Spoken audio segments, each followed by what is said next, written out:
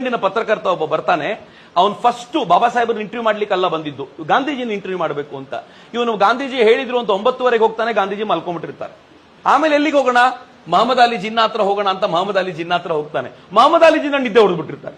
ಆಮೇಲೆ ಯಾರಿಗೋ ಹೇಳ ಕಳಿಸ್ತಾನೆ, ಬಾಬಾ ಸಾಹೇಬ್ರನ್ನ ಭೇಟಿ ಮಾಡಬಹುದಾ ನಾನು, 10:30 10:45 ಆಗ್ಬಿಟ್ಟಿದೆ. ಬಾಬಾ ಸಾಹೇಬ್ರು ಆಯ್ತು ಕರೀರಿ ಅವನ್ನ ಅಂತ ಹೇಳಿ ಕರೆಸ್ತಾರೆ. 11:30 ಪ್ರಾಬಬ್ಲಿ ಅವ್ನ ಮನೆಗೆ ಹೋದಾಗ 11:30 ಬಾಬಾ ಸಾಹೇಬ್ರ ಹತ್ರ ಹೋದ್ರೆ ಬಾಬಾ ಸಾಹೇಬ್ರು ಹೆಂಗಿರ್ತಾರೆ ಗೊತ್ತಾ, ಇದೇ ಡ್ರೆಸ್, ಸೂಟ್ ಹಾಕೊಂಡು ಟೈ ಹಾಕೊಂಡು ರೆಡಿಯಾಗಿ ಚೇರ್ ಮೇಲೆ ಕೂತಿರ್ತಾರೆ.